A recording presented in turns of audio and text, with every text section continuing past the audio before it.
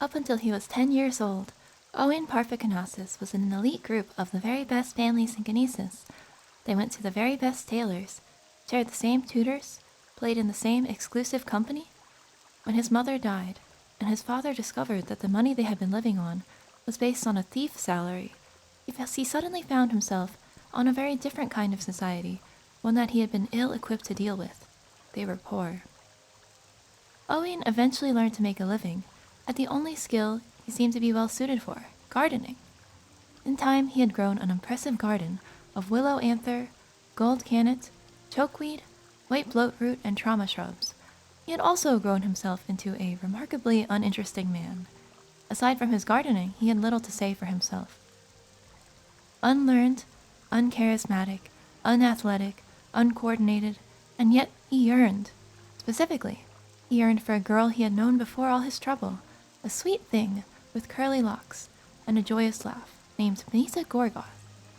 Once when at play, he had pushed a bully away who was trying to hurt her, and the look of appreciation she gave him was enough to make all his days since then worth their while.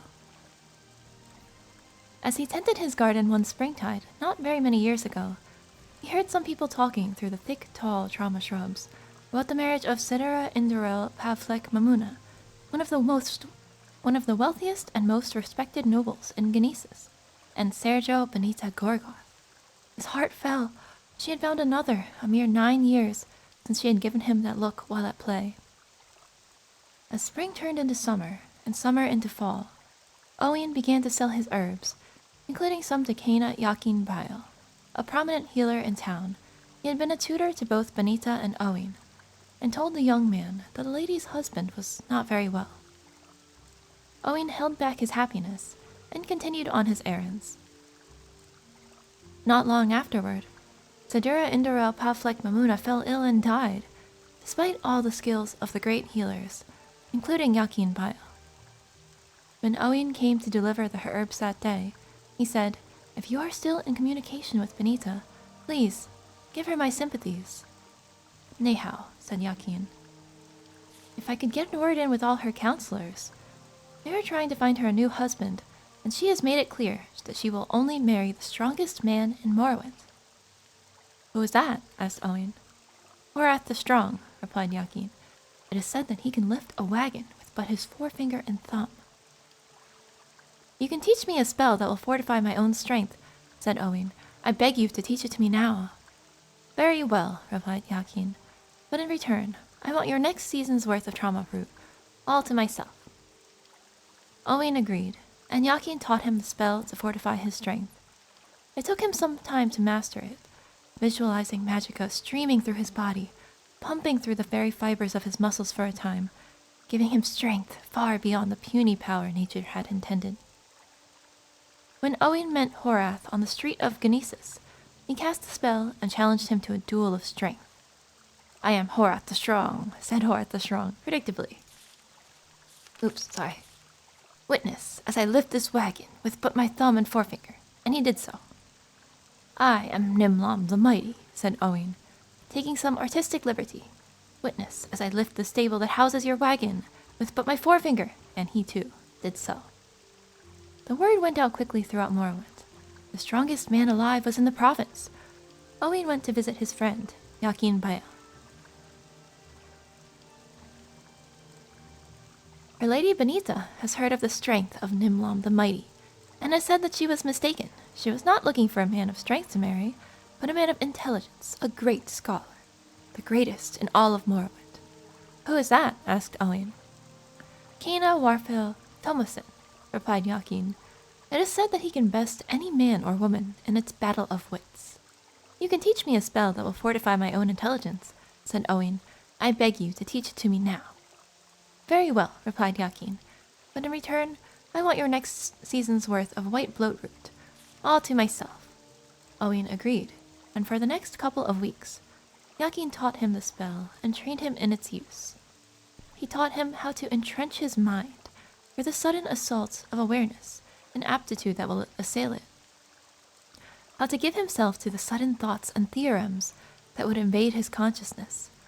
When he met Warfel Thomason in the Mages Guild of Gnesis, he cast his spell and gave the challenge. I am Kena Warfel Tomisen, and I can prove that Akatosh, Niran, and Oblivion are one, said Warfel, writing out the mathematical formula that showed it was so. I am Kena Zomba Mokafa, and I can prove that Kena Zombel Mokafa. I can prove that you do not exist, said Owen. He wrote out the mathematical formula, which proved correct, and Kena Warfel Thomasin vaporized on the spot. Oh no, I'm sorry. The word went out quickly throughout Morrowind. The most intelligent man alive was in the province. Owen went to visit his friend Yakin Bael. Her lady Benitah has heard of the intelligence of Kena Zombel Mokafa, and has said that she was mistaken. She was not looking for a man of intelligence to marry, but a man of endurance, a rock, the greatest in all of Morrowind. Who is that? Asked Owen. I would say Master Kombova, said Yakin. They say he can stand in blue flames for 20 minutes. You can teach me a spell that will fortify my own endurance, said Owen. I beg you to teach it to me now. Very well, replied Yakin. But in return, I want your next season's worth of chokeweed all to myself. Owen agreed, and for the next several weeks, he learned the spell to make his endurance like that of the oldest stone. He learned how to shrug off the effects of frost, poison, fire, and charges of lightning, pulling the pain into a reservoir of magicka and expelling it. The lesson learned, and came across Master Kombova at the Madak Trade House. My name is Master Kombova, said the fellow, nudging the witch next to him. Kena Lelis, cast a ball of blue flame for me.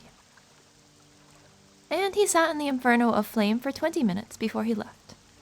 Master Kombova, my name is Master Vomph, said Owen.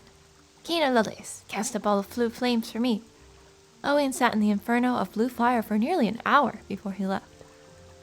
The word went out quickly. Throughout Morrowind, the toughest man alive was in the province. Owen went to visit his friend, Yakin Bael. Her lady Benitah has heard of the endurance of Master Vomph, he said, not entirely approving of Owen's latest sobriquet, and has said that she was mistaken. She was not looking for a man of endurance to marry, but a man of agility, a nimble acrobat, the greatest in all of Morrowind. Who is that? Asked Owen. I would say Funkrazot Prief, said Yakin. They say he is the greatest shield blocker and pickpocket in all of Morrowind. You can teach me a spell that will fortify my own agility, said Owen. I beg you, teach it to me now. Very well, replied Yakin, but in return, I want your next season's worth of gold cannet, all to myself. Owen agreed, and Yakin taught him the spell that would fire his impulses with magicka. Over several weeks, he learned how to supplant his own natural energy with the spells, but to view the world at the slower pace a man with advanced agility sees. In time, Owen came across Funkrazot in a field outside the city, doing his regular exercises. Owen cast his spell and approached the acrobats. Ah, behold the power of the amazing Funkrazot Prief, said the aforementioned, and prompted his sparring partner to attack him with his sword. He blocked the blows effortlessly with a shield for 10 minutes, and then revealed afterwards that he had pickpocketed the young man's purse. Very impressive, Sir Prief. Now, behold the power of the remarkable Gazoof Moog, said Owen, and prompted Prief's sparring partner to attack him with his sword. After 20 minutes of blocking the man's blows with his shield, he revealed that he had pickpocketed Funkrazot Prief's purse. The word went out quickly throughout Morrowind. The most agile man alive was in the province. Owen went to visit his friend Yakin Bael. The door was closed this time, and he heard voices within. Have you heard about the remarkable Gazoof Moog? Yakin Bael was asking. He sounds like a very promising suitor. The truth is, Kena, that I have no more interest in him than I had in Nimlon the Mighty, Kena Zombel Mokafa, or Master Vomph, replied a feminine voice that seemed familiar to Owen. I will have to invent a new test for suitors when I search for my true love. You don't wish to marry the strongest, most intelligent, toughest, most agile suitors? Asked the old healer. No, not at all, said the woman. I had to make some kind of test to rebuff the advances of so many men interested in my money and the money of my late husband. The truth is that I've never forgotten the young boy He was so kind to me when I was a little girl, and so brave fighting off the bullies. His name was Owen Parnificasis. Owen burst into the room and was reunited with Benitah. They were married at once. A week later, he returned to Yakin Vale and learned how to fortify his personality in exchange for next season's worth of Willow Anther. Then they lived happily ever after. The end.